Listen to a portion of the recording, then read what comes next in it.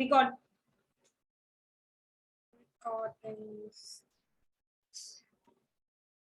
Linear span के वजह जितने भी थ्योरम्स थे ना वो हमने कल डिस्कस कर दिए थे, सिर्फ स्टेटमेंट डिस्कस की थी। इनके प्रूफ्स आपने देखने हैं, ठीक है, दो दो तीन तीन लाइन के प्रूफ्स हैं, एक बार लिख लेने वजह, वो कोई इतने ज्यादा मुश्किल है नहीं, ठीक है। तो इसके क्वेश्चंस देखते हैं, लीनियर स्पैन के क्वेश्चन कैसे आते हैं। कल हमने क्या किया था, कल हमने किया था कि यहाँ पे हमने दो एलिमेंट्स देखे थे, नहीं, यहाँ पे हमने दो एलिमेंट्स देखे थे और उससे लीनियर स्पैनिंग की थी इससे, है ना। तो हमने देखा था कि एक पूरी एक्स एक्सिस बन गई थी। थ्योरम ये कहती है कि अगर आप किसी भी सेट, चाहे उसमें एक एलिमेंट हो, तो भी वो जो भी लीनियर स्पैन बनेगा वो वेक्टर स्पेस बनेगा। तो ये एक्स एक्सिस भी वेक्टर सबस्पेस ही बनता है, ये हमें पता है, it is a line passing through the origin. और उन वेक्टर्स को हम स्पेशली कुछ नाम देते हैं जो सबस्पेस नहीं, पूरा का पूरा वेक्टर स्पेस खुद ही बनाते हैं, और उनको हम नाम देते हैं जनरेटर, ठीक है, जनरेटर बनेगा। चलो क्वेश्चंस कैसे से पूछ जाते हैं, थ्योरम्स कर लेना वैसे, तो लास्ट में हमने वो इंट्यूटिव आइडिया से करा था, आप देख लेना जो भी है ये, ठीक है। चलो एग्जांपल देखो, दो टर्म्स का मतलब बहुत क्लियर होना चाहिए। लीनियर कॉम्बिनेशन क्या होता है,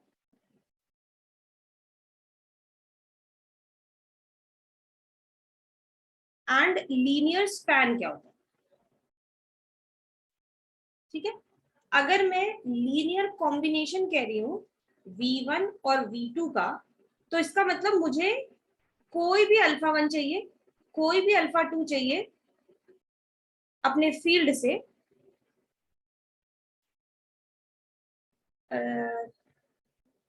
linear combination of V1 and V2 is alpha 1 V1 plus alpha 2 V2 for sum। कोई हमने उठा लिया और ये बन गया लीनियर कॉम्बिनेशन। लीनियर कॉम्बिनेशन और लीनियर स्पैन में जमीन आसमान का फर्क है। Linear span of V1 and V2 belongs to V is collection of all linear combination of V1। मतलब एक सेट है जिसमें जितने भी कॉम्बिनेशन पॉसिबल है, ये alpha 1 V1 plus alpha 2 V2, such that, यहाँ क्या लिखा था, फॉर सम, यहाँ क्या लिखेंगे, for all alpha 1 alpha 2 belongs to the field, ठीक है। तो हमने देखा था कि जो लीनियर स्पैन है वो बड़ा खास होता है, अगर आप लीनियर स्पैन किसी भी सेट का बनाओ तो वेक्टर सबस्पेस निकल के आता है। क्वेश्चन क्या पूछा जाएगा, जैसे एग्जांपल 1, पहले वो कह रहा है कि हमने आपको एक वेक्टर दे दिया 3 2 1। अब रजे ये जो मैंने लिखा है, यहाँ पे जो मैंने लिखा है ये लीनियर कॉम्बिनेशन, ये कोई कॉम्बिनेशन मतलब कोई एक एलिमेंट आएगा ना, ये रजे कोई V3 आएगा ना, किस में से, कैपिटल V में से। मतलब मैंने V1 और V2 उठाए अपने कैपिटल V में से और लीनियर कॉम्बिनेशन बना के कोई तीसरा ही एलिमेंट बना दिया, ठीक है। और इस पे कोई डाउट नहीं होना चाहिए रजे कि ये जो है वो V में ही होगा, given all this alpha 1 and V1 कहाँ से आ रहे हैं ना, ये हमारे पास वही ये रजे स्केलर मल्टीप्लिकेशन है तो V में जाएगा, ये स्केलर मल्टीप्लिकेशन है तो V में जाएगा, और ये वेक्टर एडिशन है तो V में जाएगा।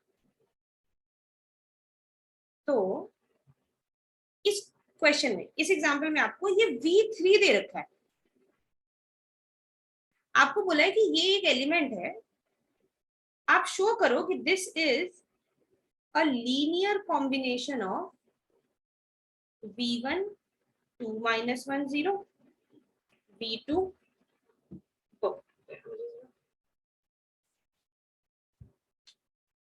स्क्रीन बहुत प्रॉब्लम करती है आजकल,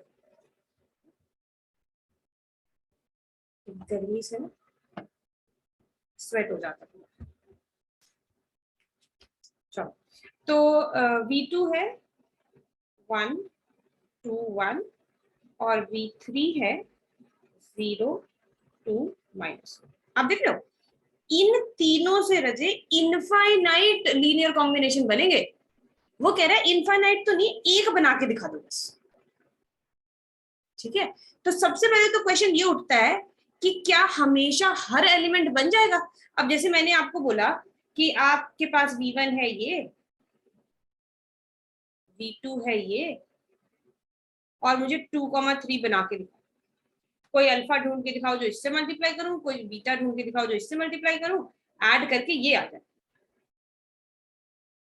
कभी नहीं होगा, क्योंकि अभी हम देख के आए हैं कि ये तो पूरा का पूरा एक्स एक्सिस होता है। एक्स एक्सिस पे अगर मैं कोई पॉइंट दे दूं 5/7,0, तब आप करवा दोगे, तब आप अल्फा बीटा ढूंढ के ले आओगे। तो सबसे पहला क्वेश्चन तो ये है कि ये राजे हमेशा नहीं हो सकता कि इसमें बिलोंग करेगा लीनियर कॉम्बिनेशन में। ठीक है, लेकिन उन्होंने ना लिखा हुआ है राइट द वेक्टर, चेक चुक करने की बात है नहीं। तो फिर अभी हम मान लेते हैं कि होगा ही। नहीं भी होगा, अगर नहीं भी इन्होंने लिखा होगा कि अगर ऐसा लिखा होगा कि चेक की लीनियर कॉम्बिनेशन में आ रहा है या नहीं आ रहा, तब भी हम रजे सेम ही प्रोसीजर करेंगे।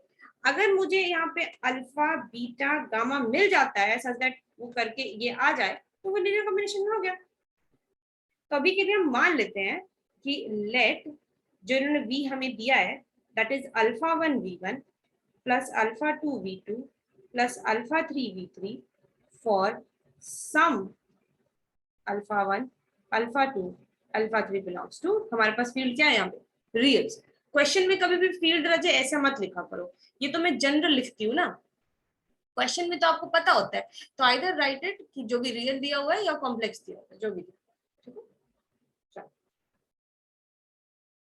तो कैसे चेक करेंगे, v लिखो इधर 3 2 1, it is equal to alpha 1 2 -1 0 plus alpha 2 1 2 1 plus alpha 3 0 2 -1।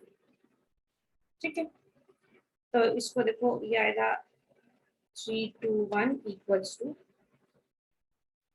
2 alpha 1। अभी अजय मैं सिर्फ ये क्योंकि पहला क्वेश्चन कर रही हूँ इसलिए मैं एक एक स्टेप कर रही हूँ, नहीं तो मैं इतनी कैलकुलेशन मेरे को आदत भी नहीं है, मेरे से होती भी नहीं है सारा कुछ लिखना। आपने लिखनी है, आपने लिखनी है क्योंकि आपने मार्क्स लाने, लिखने के ही नंबर मिलते हैं। Minus alpha 1 comma 0 plus alpha 2 comma 2 alpha 2 comma alpha 2। अभी आप क्या परफॉर्म कर रहे हो, ये मैंने क्या यहाँ पे क्या कर रही हूँ, मैं स्केलर मल्टीप्लिकेशन कर रही हूँ रजी। ये फील्ड का एलिमेंट, ये वेक्टर का एलिमेंट, दोनों मिलके वेक्टर का एलिमेंट दे रहे हैं। ठीक है, और कोई vector addition vector multiplication define नहीं होती तो आप ऐसे ही करते हो, 2 अल्फा 3 माइनस अल्फा। अब इस तरफ ऐड कर दो 2 अल्फा 1 प्लस अल्फा 2 0 हो गया, वो तो minus alpha 1 plus 2 alpha 2 plus 2 alpha 3 alpha 2 minus alpha.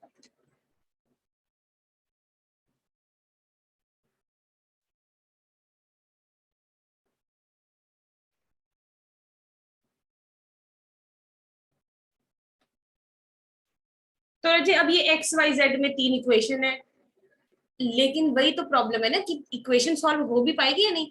हमेशा तो 3 इक्वेशंस नहीं ना आपको सोल्यूशन देती, कई बार इनफाइनाइट सोल्यूशन देती है, कभी नो सोल्यूशन भी देती है ना। तो अगर ये यूनिक सोल्यूशन दे देगी तो फिर ठीक है, फिर ये है लीनियर कॉम्बिनेशन। तो अल्फा 1 अल्फा 2 ना थोड़ा सा, चलो ठीक है कर लेते हैं, 2 अल्फा 1 प्लस अल्फा 2 3 के इक्वल, नीचे माइनस अल्फा 1 है। एक काम करते हैं, मैं इसको और इसको ना, क्योंकि ये दोनों इक्वल है ना, तो 2 से मल्टीप्लाई कर रही हूँ दोनों तरफ, देखना क्या होगा। -2 alpha 1 plus 4 alpha 2 plus 4 alpha 3 equals to 4। 2 से मैंने दोनों तरफ मल्टीप्लाई किया, और उसके बाद alpha 2 minus alpha 3 equals to 1। तो आपको दिख रहा है मैंने इसको मोल्ड ही ऐसे कर लिया है कि फर्स्ट सेकंड तो इजीली सॉल्व हो जाएगा ना। तो फर्स्ट सेकंड को एलिमिनेट अगर आप करोगे तो इधर तो 0 ही आ गया, इधर आ गया थर्ड का कोई रोल नहीं है यहाँ पे। ठीक है, 5 अल्फा 2 और जस्ट सेकंड, 2 कुछ कर लीजिए।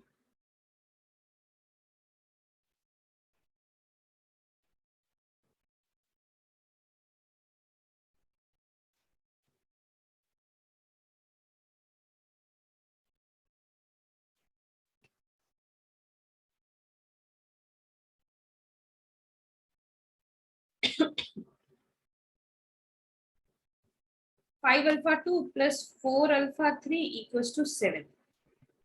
ठीक है, एलिमिनेटिंग 1 and 2। ठीक है, थर्ड अभी बाकी है, थर्ड इसके नीचे लिख रही हूँ मैं, लेकिन अगेन किससे मल्टीप्लाई करके, 5 से मल्टीप्लाई करके, या 4 से मल्टीप्लाई कर लेते हैं, ज्यादा इजी रहेगा, 4 से कर लेते हैं। तो 4 से अगर मैं इसको मैं मल्टीप्लाई बाय 4 करूँ तो ये आएगा 4 alpha 2 minus 4 alpha 3 equals to 4। अब इसको एलिमिनेट कर देते हैं, ये क्या हो जाएगा, 9 alpha 2 equals to 11, alpha 2 is 11/9। तो ठीक है, अब बैक सब्स्टिट्यूशन करो, अल्फा 2 मुझे लगता है यहाँ पुट करके ज्यादा इजी रहेगा, है ना। तो 11/2 minus alpha 3 equals to 1, alpha 3 उधर, 11/9 माइनस 1 इक्वल्स टू अल्फा 3। तो ये आएगा 2/9 इक्वल्स टू अल्फा 3। दो आगे रह जाए तो तीसरा भी आने में कोई दिक्कत नहीं होगी, इसमें पुट कर लेना अल्फा 2 की वैल्यू, आपका अल्फा 1 आ जाएगा। तो मतलब फॉर दीज स्केलर्स ये लीनियर कॉम्बिनेशन है। अब इसका क्या मतलब हुआ है, इसका ये मतलब हुआ कि मैं नीचे लिख देती हूँ, देयरफॉर जो 3 2 1 था वो वैल्यूज देखते हैं, अल्फा 1 रद्द कर लेना, ठीक है, अल्फा 1 आ रहा है 8/9। तो देयरफॉर ये है 8/9 टाइम्स v1। v1 क्या था, v1 था 2 minus 1 0 plus 11/9, alpha 2 1 2 1 plus 2/9 0 2 minus 1। और आप खुद देखो ना, ये कहाँ से होते हैं, फील्ड से होते हैं, फील्ड रियल है, रियल का कोई भी नंबर हो सकता था, यहाँ यहाँ पाई भी हो सकता था, यहाँ e⁻² भी हो सकता था, यहाँ log 7 भी हो सकता था, सारे तो रियल नंबर्स हैं। तो इसमें कुछ नहीं कि इनके ऐसे नंबर्स आ गए हैं, रियल नंबर है ना, कोई भी नंबर आ सकता है रियल लाइन का। चलो, तो ये इस तरह के क्वेश्चन होंगे जहां पे आपको प्रूव करना होगा कि बताओ कि ये वेक्टर है, vector space sorry linear combination है कि नहीं। ठीक है, तो आपने वो निकालना शुरू कर देना। जितने क्वेश्चन यहाँ है ना, सब में आ जाएंगे अल्फा बीटा गामा, ठीक है, अल्फा 1 अल्फा 2 अल्फा 3। तो फर्स्ट क्वेश्चन देख लो, इजी। सेकंड चेक करने के लिए बोला है, ठीक है, अगर सॉल्व हो जाती है तीन इक्वेशंस तो ठीक है, नहीं तो कोई बात नहीं। वैसे मैं एक बार बता देती हूँ, यहाँ पे यहाँ पे ये जो मैट्रिक्स निकल के आता है ना, कोफिशिएंट मैट्रिक्स, पता है ना आपको कैसे बनाते हैं, जब 3 + 3 में हम लोग कैसे करते थे छोटी क्लासेस में, ये इसका 2, इसका 1 और फिर 0, 2 1 0 -2 4 4 और फिर 1 नहीं सॉरी 0 1 और -1। ये मैट्रिक्स बनाना, अगर मैट्रिक्स 0 आ रहा है ना, मतलब डिटर्मिनेंट 0 आ रहा है मैट्रिक्स का, तो आगे प्रोसीड करने की जरूरत नहीं रहती, या तो आंसर आएगा इनफाइनाइटली मेनी सॉल्यूशन, या तो आंसर आएगा नो सॉल्यूशन। सिर्फ एक ही केस में आता है ना सॉल्यूशन, तो अगर डिटर्मिनेंट नॉन जीरो है तभी आगे प्रोसीड करना है, वहां से आपको पता लग जाएगा। ठीक है, एक बार मैं क्विकली चेक कर लेती हूँ मैट्रिक्स का ये रिजल्ट, तो मुझे थोड़ी कंफ्यूजन हो रही है।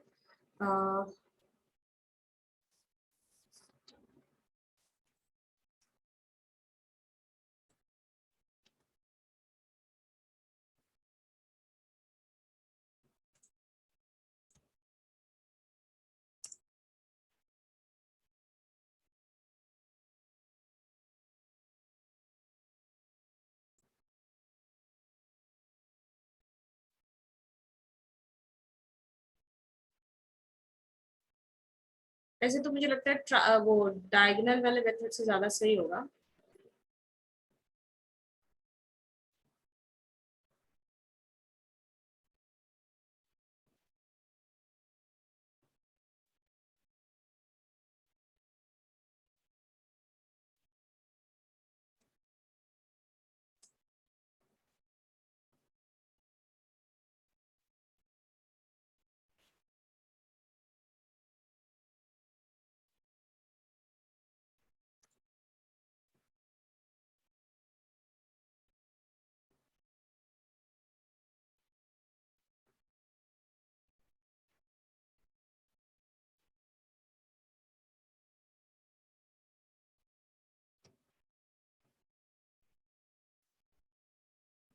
ओके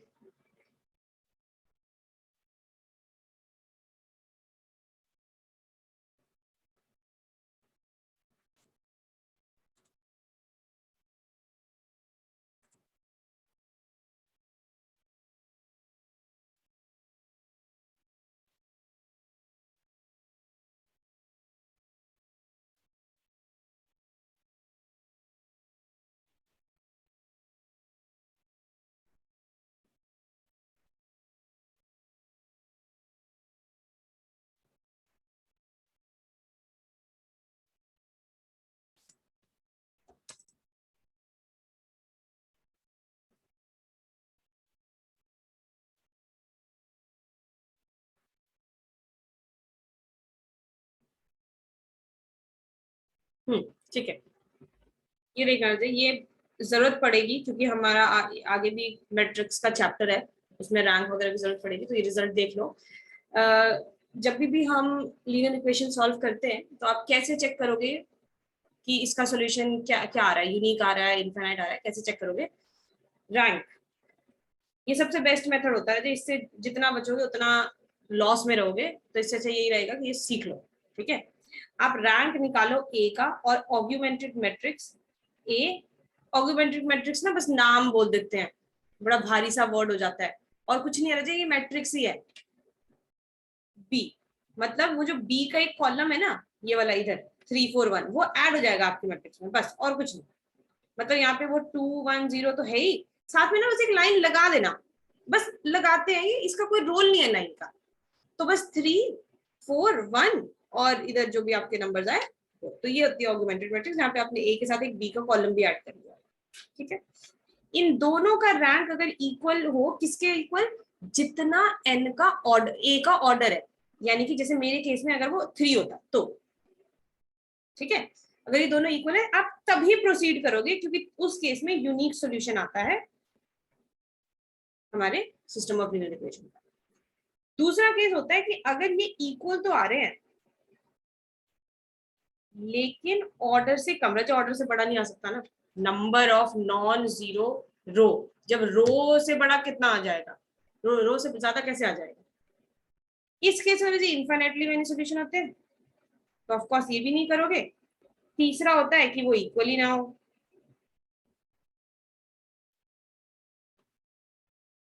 तो उस केस में नो सॉल्यूशन होता है। तो आपके लिए ये ज्यादा सही रहेगा मैट्रिक्स बनाना, रैंक कैलकुलेट करना। अगर रैंक कैलकुलेट करने में दिक्कत आएगी तो पूछ लेना है मेरे से, इससे बचोगे फिर आगे चैप्टर्स में नहीं बच सकते, रैंक निकालना ही पड़ेगा, तो इससे बेटर है कि अभी सीख लो। ठीक है, क्योंकि अभी ज्यादा क्वेश्चन है नहीं, वहां भर भर के क्वेश्चन, तो अभी थोड़े क्वेश्चन में ही थोड़ी प्रैक्टिस भी हो जाएगी। तो जहां पे भी वो बोलेगा कि चेक करो कि ये इसका लीनियर कॉम्बिनेशन है या नहीं, तो आप जैसे ही इस सेट ऑफ इक्वेशंस पे आओगे पहले इसका सॉल्यूशन चेक करोगे और तब आगे प्रोसीड करोगे। ठीक है, अदरवाइज वैसे उनकी तरह करोगे ना तो वो फंसोगे, क्योंकि हर क्वेश्चन में अलग अलग तरीका किया हुआ है, हमने एक तरीका फिक्स कर दिया रैंक वाला, यही तरीका आपने यूज कर लिया। आगे चलो, इसमें थर्ड देखो, जैसा वेक्टर वैसा उसी तरह से आपने लिखना है। अब मैंने R3 की बात थी, तो मैंने यहाँ पे R3 के एलिमेंट्स का लीनियर कॉम्बिनेशन लिखा, यहाँ पे रियल नंबर लिखा। ये एक थर्ड में देखो, थर्ड में जब मैट्रिसेस है, कह रहे वो कह रहा है कि show that every square matrix, कितनी बड़ी स्टेटमेंट है ये, show that every square matrix of order 2 can be written as a linear combination of these 4। वो यहाँ पे 4 एलिमेंट आपको दे रहा है,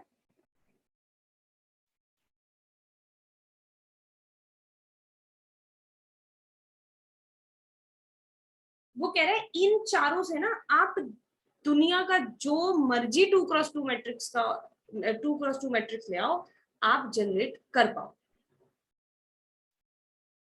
नाउ द क्वेश्चन इज कि हर मैट्रिक्स, हाँ बताओ। ये तो वही R4 वाली बात होगी। एग्जैक्टली exactly, ये तो R4 वाली बात होगी, लेकिन ये कैसे प्रूव करेंगे? ये प्रूफ कैसे करेंगे कि मैं हर मैट्रिक्स बना दूंगी? ये कैसे प्रूफ करेंगे?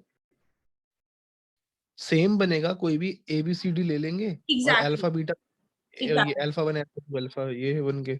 बिल्कुल, क्योंकि हम रचे ऐसा नहीं होगा कि मतलब एक एक मैट्रिक्स लेके चेक करेंगे, दुनिया में कितने मैट्रिक्स हैं, आप एक जनरल मैट्रिक्स उठा लो और दिखा दो कि वो मैट्रिक्स इससे जनरेट हो रही है, तो फिर सारे ही हो जाएंगे।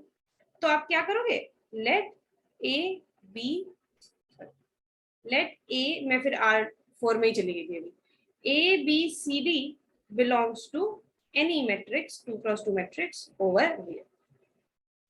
ठीक है, उसने यही बोला, मुझे इसको जनरेट करा के दिखाना है, मतलब मुझे इसको लिख के दिखाना है, अल्फा 1 टाइम्स पहला वाला मैट्रिक्स, ठीक है, लिख ले रही मैं, फिर अल्फा 2 टाइम्स दूसरा मैट्रिक्स, प्लस अल्फा 3 टाइम्स तीसरा, प्लस अल्फा 4 टाइम्स चौथा। सारी कैलकुलेशन परफॉर्म करोगे, ये आएगा, ये पता लग गया आपको alpha beta gamma, alpha 1 alpha 2 alpha 3 alpha 4 क्या लेना है। Therefore alpha 1 equals to A, alpha 2 equals to B, alpha 3 equals to C और अल्फा 4 इक्वल्स टू डी। यानी कि आपको कोई भी मैट्रिक्स अगर लेना है तो आप उसको उसकी जगह एबीसीडी पुट कर दोगे, मतलब वैल्यू दे दोगे ना उसको। जैसे आपने अगर ले लिया 2 7 माइनस आयोटा पाई की पावर ई, मैं कह रही हूँ बताओ मुझे क्या अल्फा लूं क्या बीटा लूं और इनके कॉम्बिनेशन में लिख पाऊं, तो आप कहोगे ये अल्फा ले लो, ये बीटा ले लो, ये गामा ले लो, ये डेल्टा ले लो, चार आपने जो ले रहे थे फील्ड वो यही है। ठीक है, कहीं और से नहीं आएंगे। हो गया, बस इतना ही तो था। तो आपने ये ध्यान रखना है कि सारा काम, ऊपर भी मेरा क्या काम था कि मेरे बस ये अल्फाज निकल जाए, ठीक है, तो चाहे वो जनरल मेथड से निकले चाहे ऐसे निकले। तो कुछ क्वेश्चन फिर उन्होंने मैट्रिक्स के डाले हैं कि बताओ ये इसका कॉम्बिनेशन है या नहीं, ये इसका कॉम्बिनेशन है एंड सो ऑन। ध्यान रखो रजे, कंपैरिजन ध्यान रखो, मैट्रिक्स का कंपैरिजन। अगर मैं 2x2 की बात कर रही हूँ तो मैंने आपको बताया था कि r की पावर 2 का स्क्वायर से कंपेयर होगा ये, तो ये R4 ही है, कुछ नहीं है ये। अब आगे उन्होंने कुछ पॉलिनोमियल्स के एग्जांपल दे रखे हैं, मैंने आपको बताया 3 से कम डिग्री की पॉलिनोमियल है तो R4 से कंपैरिजन, 5 या 5 डिग्री की कम से कम का पॉलिनोमियल R6 से कंपैरिजन। ठीक है, तो जितने भी क्वेश्चंस दिए हुए हैं आगे के वो भी आप करेंगे। अब मान लो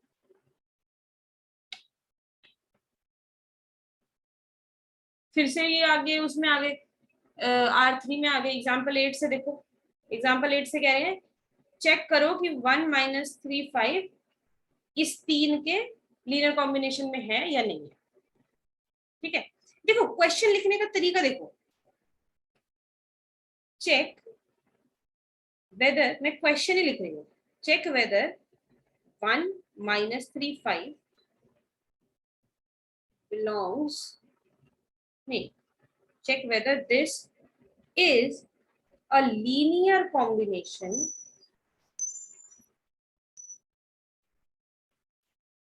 of, अब 3 वेक्टर है, ठीक है, उनका नाम लिख रही हूं मैं, वो आप देख लो वहीं से, v1 v2 and v3। Question ये हो सकता था, लेकिन इन्होंने ऐसे नहीं लिखा।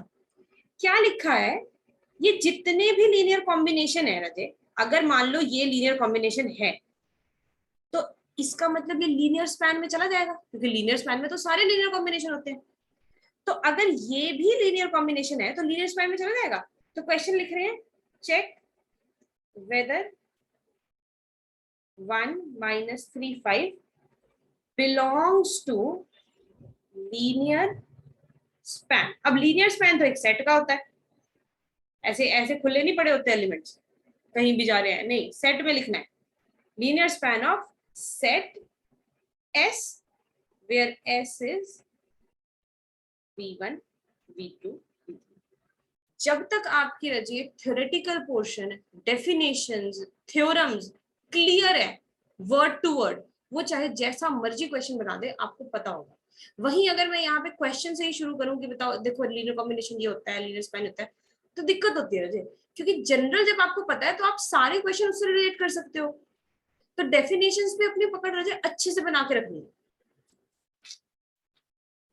और इसका एक ही तोड़ है, जितना भी मुश्किल सब्जेक्ट हो, जितना भी इजी सब्जेक्ट हो, पढ़ने का एक ही तरीका है, रिवीजन।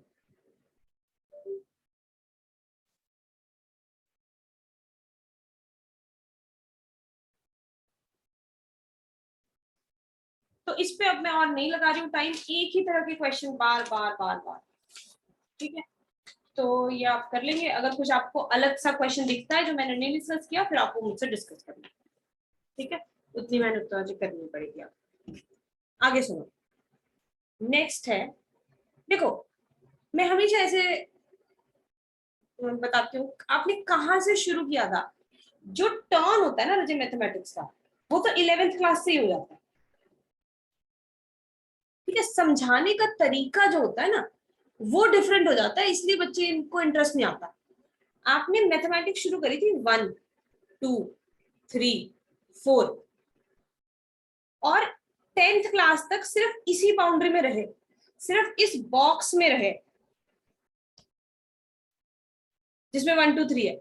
इसी में प्लस कर रहे थे, इसी में माइनस कर रहे थे, इसमें मल्टीप्लाई कर रहे थे, इसमें डिवाइड कर रहे थे। 9 4 ऑपरेशन से बाहर गए, 9 नंबर्स से बाहर गए। ये तो चलो मैंने 4 नंबर लिखे, रियल लाइन का तुम कोई भी नंबर लिख लो, ठीक है? नंबर्स की बात कर रही हूँ, बल्कि रियल नंबर्स, ठीक है? 11th में रजित थोड़ा सा बाहर आए थे, कॉम्प्लेक्स, लेकिन ऑपरेशन फिर भी वही घिसे पिटे। 12th में और बाहर आए थे, मैट्रिसेस। इसमें इसकी एडिशन, इसका माइनस, इसका मल्टीप्लीकेशन और डिवाइड। यहाँ पे क्या होता था इनवर्स के केस में, है ना, मैट्रिक्स का इनवर्स निकाल। सेट्स भी किया था। क्या मैं समझाने की कोशिश कर रही हूँ यहाँ पे कि रजी, कभी भी आप कोई चीज, कोई कलेक्शन के बारे में पढ़ते हो, तो उस कलेक्शन का कोई यूज नहीं है अगर उसमें ऑपरेटर्स नहीं है। और क्योंकि पहले हम लोग नंबर्स में थे, तो हम लोग को काफी चीजें ऑब्वियस लगती थी। बाहर आउट ऑफ द बॉक्स आए कॉम्प्लेक्स नंबर्स, उसमें एडिशन डिफाइन करी, मल्टीप्लिकेशन डिफाइन किया, डिवाइड डिफाइन किया। सेट्स आए, सेट्स पढ़ने का कोई फायदा नहीं है अगर यूनियन नहीं होता, इंटरसेक्शन नहीं होता, कॉम्प्लीमेंट नहीं होता। समझ रहे हो कैसे दो सेट्स आपस में बातचीत करते हैं? ये मैटर करता है। नंबर्स बातचीत करते हैं प्लस के थ्रू, मल्टीप्लीकेशन के थ्रू, अदरवाइज नंबर्स है बैठे अपनी जगह, ऑपरेट करते हैं, एक नया नंबर ले आके देते हैं। तो ऑपरेशंस बड़ी अच्छी चीज है आगे स्टडीज को आगे ले जाने के लिए। मैट्रिसेस, सिर्फ 4 नंबर ऐसे लिख देने से क्या हो रहा है? लेकिन अब क्वेश्चन तो ये भी है कि अच्छा ठीक है, फिर मल्टीप्लिकेशन करके क्या हो रहा है? क्या नई चीज हमने कर ली? लीनियर अलजेब्रा खत्म होते होते आपको ये भी पता लगेगा कि matrices are nothing but a function, और कैसे कितना तगड़ा फंक्शन है मैट्रिसेस। लेकिन वही है कि वो एक साथ थोड़ी हम सारी चीजें बता सकते हैं यहाँ पे। अब बात करते हैं हमारे वेक्टर स्पेसेस की। उसके बाद हमने ग्रुप्स पढ़े। ग्रुप्स क्या थे? इसमें कुछ कुछ सेट्स थे, लेकिन उन सेट्स का कोई यूज नहीं था अगर उनके पास एक ऑपरेशन नहीं था। ये बने थे ग्रुप्स, हर सेट को एक ऑपरेशन दे दिया, ठीक है? अब आए हम वेक्टर स्पेस। अभी तक मैंने 2 वेक्टर स्पेस का या तो इंटरसेक्शन पे बात की है या तो यूनियन पे बात की है, जो कि समवट पहले से ही था हमारे पास, है ना? यूनियन इंटरसेक्शन पहले से ही। तो हमारे पास जो हम डील कर रहे हैं वो सारे वेक्टर स्पेसेस हैं। वेक्टर स्पेसेस हर एक खुद में एक 6 टपल है, ये आपको पता है।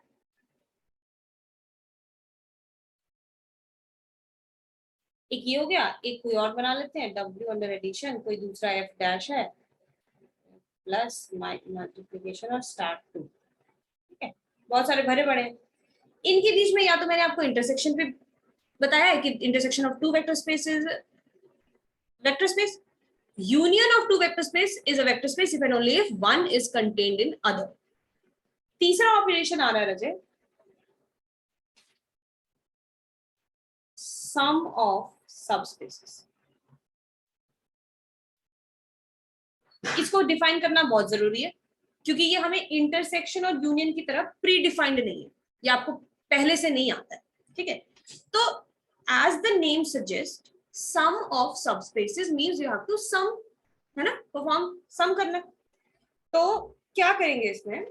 Like we have 2 subspaces W1 is a subspace of a vector space V, and W2 is a subspace of vector space V over the field F.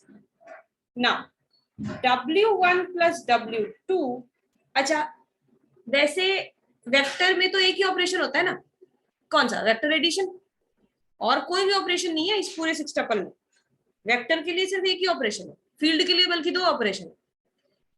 तो ये वो सारे सेट होंगे। आप W1 उठाओ, कैपिटल W1 में से स्मॉल W2 उठाओ, और ये वेक्टर एडिशन परफॉर्म करो, वेक्टर एडिशन परफॉर्म करो। W1 belongs to W1, कुछ और ले लेते हैं ना, ऐसे कंफ्यूजन आती है, UV ले लेते हैं, UV, U belongs to W1 and V belongs to W.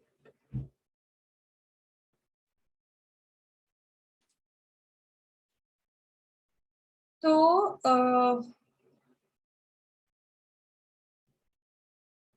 चलो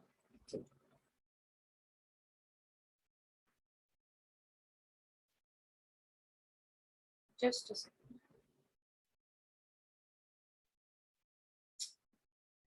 अब मुझे यही चीजें अच्छी नहीं लगती। यहाँ देखो पेज नंबर 105 पे फॉर एग्जाम्पल में देखो, जरा खुद देखो, लाइन पढ़ो जरा फर्स्ट वाली।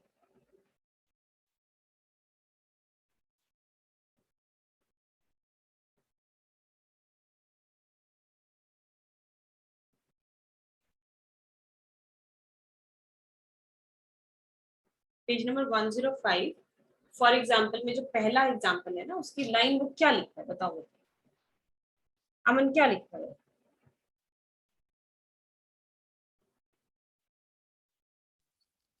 कि let W1 is equal to 1320, W2 11 minus 3134 be subspaces of V2R.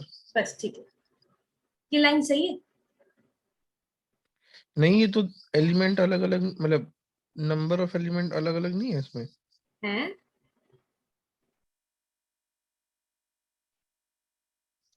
तो ऐसा कभी हुआ तो है नहीं। क्या मतलब है आपको? क्वेश्चन आपको फिर मतलब नहीं समझना है। R2 में मैं एक ये सबस्पेस बनाया मैंने, एक मैंने एक्स एक्सिस बनाया। मुझे बताओ एक्स एक्सिस पे कितने पॉइंट है, इसमें कितना पॉइंट है? दोनों ही सबस्पेस है।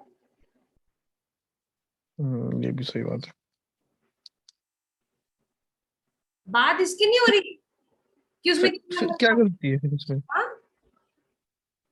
फिर क्या गलती है इसमें? जैसे R2 का सबस्पेस ना, वो ये कह रहे हैं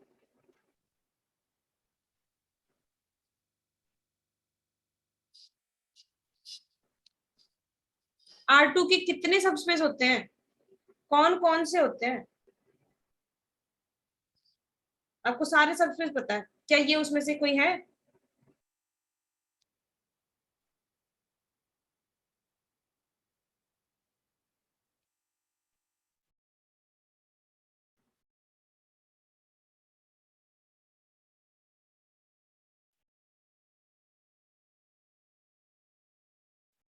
R2 के सबसे सबस्पेस बताओ कृतिका सर, व्हाट्सएप।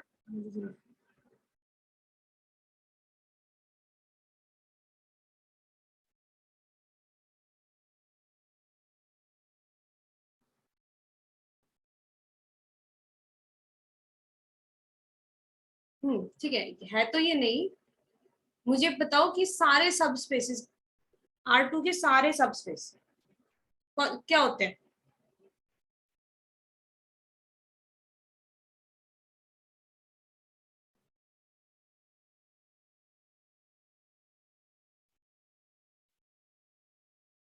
और प्रिसाइजली सिर्फ इतना नहीं होता ना रजत, ये लाइन सबस्पेस है। एक्स एक्सिस वाई एक्सिस है। क्या तुम क्या आराम से सोच के बोलो, अमन मेरे गुस्सा आ जाता है फिर ऐसे, या तो रिवाइज करके आया करो भाई। क्या एक्स एक्सिस वाई एक्सिस? मतलब क्या मतलब बताओ? एक्स कोमा वाई हाँ that pass through origin. बोलो all the lines passing through the origin. हाँ सिर्फ लाइन नहीं करती, पासिंग थ्रू द ओरिजिन भी होना चाहिए. लाइन पे इनफाइनाइट पॉइंट होते हैं, लाइन पे इनफाइनाइट पॉइंट होते हैं. ये कौन सा सबस्पेस हुआ ना, इसमें 0 0 है, इन दोनों को ऐड करो ना, इसमें आ रहा है. ये 2 पॉइंट का कम से कम कौन सा सबस्पेस होने लगा. आ रही है बात समझ. बिल्कुल गलत लिखा है पहली बात तो, लेकिन उन्होंने मतलब क्या समझाने की कोशिश कर रहे हैं कि अगर मान लो ये W1 है, अब मैं इसको ना सबस्पेस नहीं लिखूंगी, इसको मैं सबसेट लिखूंगी. W1 एक सबसेट है R2 का, W2 अगर कोई सबसेट है R2 का, तो W1 प्लस W2 क्या होगा. Rajit this plus this, this plus this, this plus this, 2,0 plus ये, 2,0 प्लस ये, 2,0. कितने एलिमेंट्स होंगे, 6 एलिमेंट्स हो जाएंगे इसमें. W1 प्लस W2 में 6 एलिमेंट्स होंगे. ठीक है, करके दिखाना पड़ेगा क्या. 2,4 इसको किया, फिर इसको कर लेना है ना, ऐड ही तो करना है. तो एवरी पॉसिबल कॉम्बिनेशन को आपने ऐड कर देना है, W1 प्लस W2 निकल आएगा. अब ये तो इजी था, इसमें 2 एलिमेंट, इसमें 3 एलिमेंट, ठीक है 6 एलिमेंट बन जाएंगे. लेकिन सबस्पेस में ऐसा नहीं होता. अगर मैंने लिखा है कि ये सबस्पेस है, ये सबस्पेस है, सबस्पेस में ऐसा नहीं होता रजे, उसमें इनफाइनाइट एलिमेंट है, तो आप हर एक एलिमेंट नहीं निकाल सकते. You can have a basic idea of how the elements in W1 and W2 will look like. a basic idea कि हाँ वो इस तरह से नजर आए. ठीक है,